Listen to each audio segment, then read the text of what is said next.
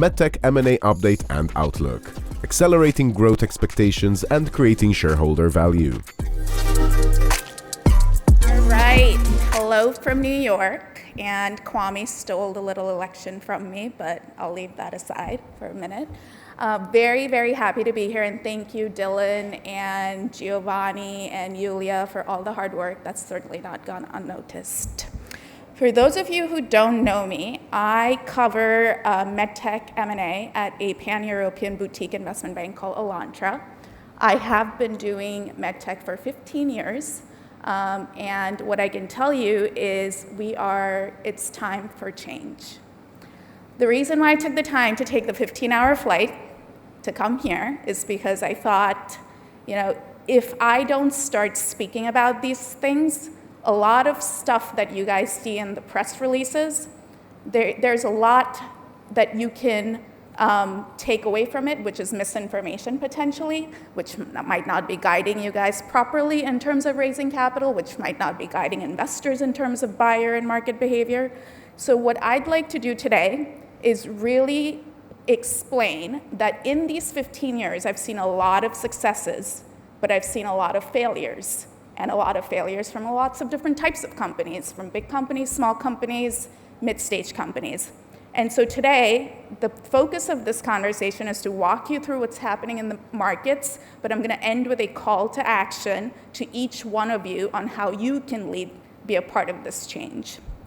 So you see, in MedTech, primarily in the United States, unlike other sectors, power is heavily skewed towards a handful of buyers and a handful of investors, and what I like to call repeat sellers.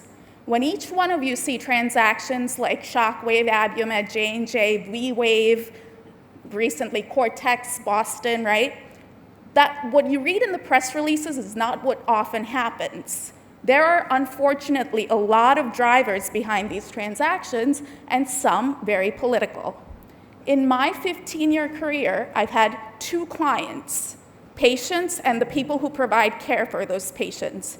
And coming from a person like me, who works in the financial sector, a lot of you might not believe that.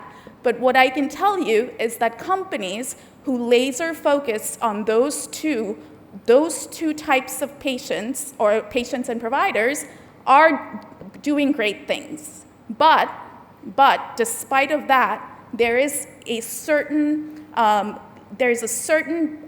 level that your investors hold each of your companies to. And that's what I'm going to talk about today, is how do you create shareholder value? Because those successes, there are successful deals that have taken place in this market, in this sector. Those few successes have very similar stories in the background. So one of the things, what I can tell you is that, in these deals, in many of the great ones, the common theme that I often see are prior to large raises, prior to exits, there are certain very critical milestones that companies have met or created through better technologies, disrupting monopolies, creating commercial traction, competing in the market, but, as Kwame previously said, de-risking the regulatory piece of it and also de-risking the product development plan. But I often hear from investors and founders, Mrgasha, my technology is better. I'm much ahead than some of your precedents that you've described to me. Why am I having such a hard time raising capital or exiting my company? Well, that's where we take a look at the markets. So what happened in the last 4 years? In 2018, there was a class of companies that started going public in MedTech that had never happened before. This new category of companies became what we call high-growth MedTech.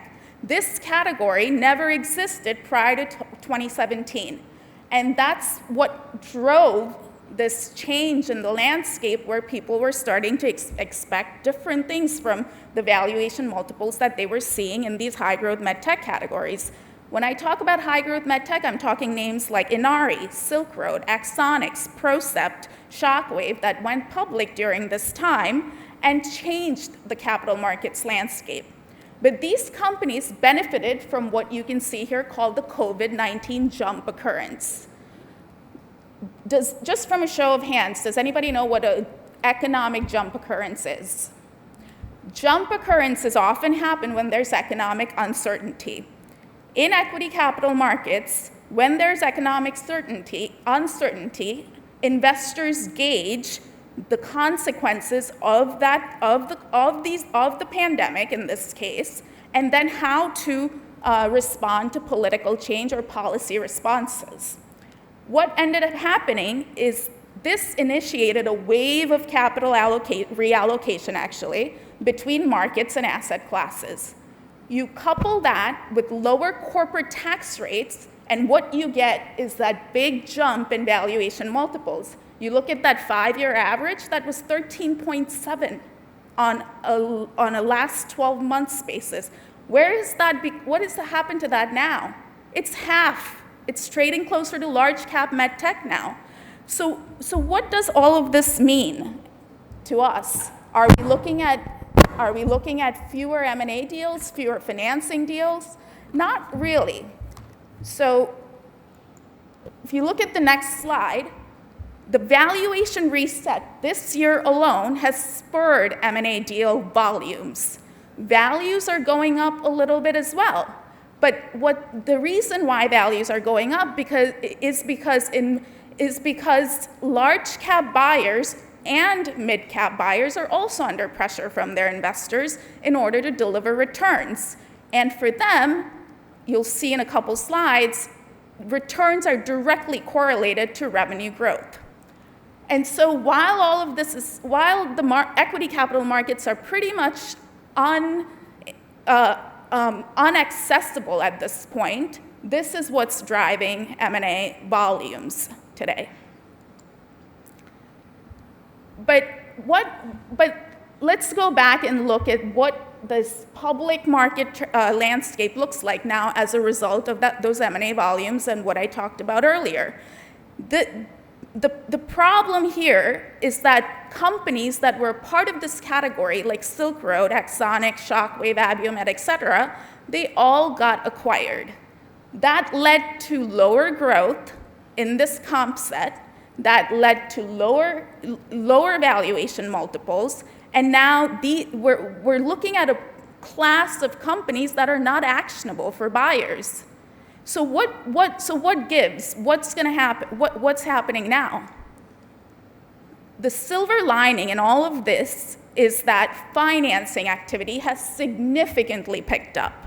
And this is happening as we speak today at this conference. Investors have aggressively started deploying capital for existing portfolio companies or new companies and at much higher valuations. Now, that valuation that you see, the post-money, is disclosed. There's obviously a lot of undisclosed stuff happening there, but investors are starting to realize that it is time for some change, and they have to start supporting the companies that they have within their portfolio in order to create long-term value and growth. And this is where the opportunity for transformation truly exists, which I'll talk about in a little bit. So, going back to this topic about creating shareholder value, one of the key reasons financing activity has picked up significantly is because investors, founders, entrepreneurs now realize that one of the many ways to create shareholder value is revenue growth. This was not the case many years ago when buyers were acquiring companies at pre-revenue stages, and that led many investors and founders and entrepreneurs to believe that, yes, you can exit your company before you've developed any sort of commercial plan. That is not the case anymore.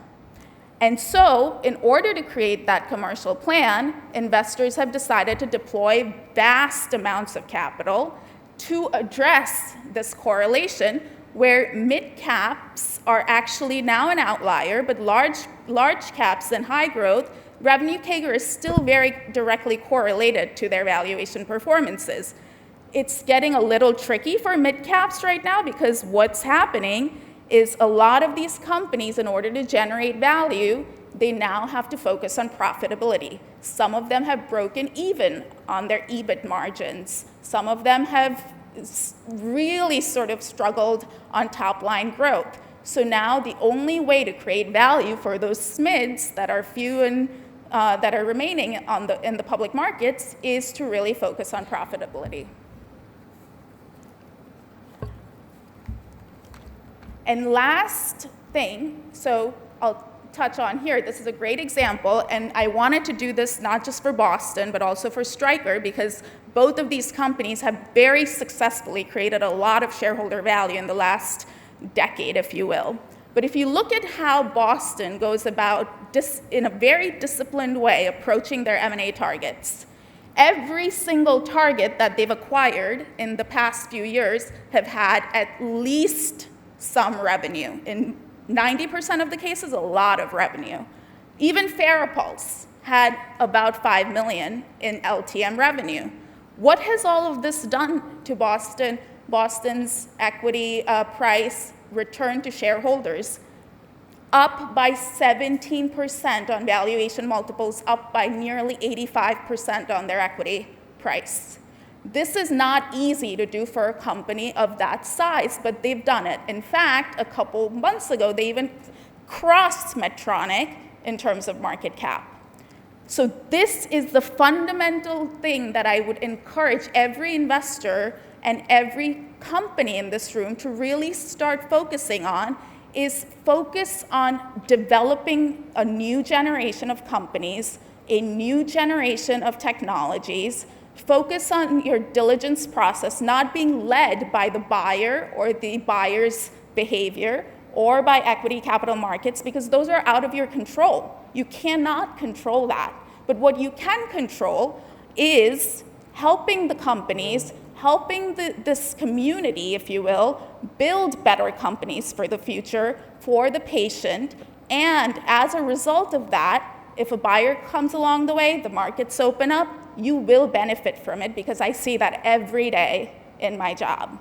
With that, I will say this is one of the most exciting times in MedTech, and you're all very well positioned to take really good, leverage this opportunity to build better companies in MedTech. I fully understand it's very difficult for each one of you to grow these companies because of capital restraints, capital allocation, cost of capital. But there are investors around the world that are looking to change this. They are looking to move those power dynamics over from certain buyers and investors to newer investors, newer buyers, and newer companies. And so with that, what I will encourage each one of you and your investors to do is really start building these companies to compete in the market, to really get to that limited market release phase at the very least. Try to do 1 to 2 years of revenue growth, demonstrate that you can compete in the market, and then let the exit opportunities really come to you. With that, I hope everybody enjoys the conference, and thank you for having me.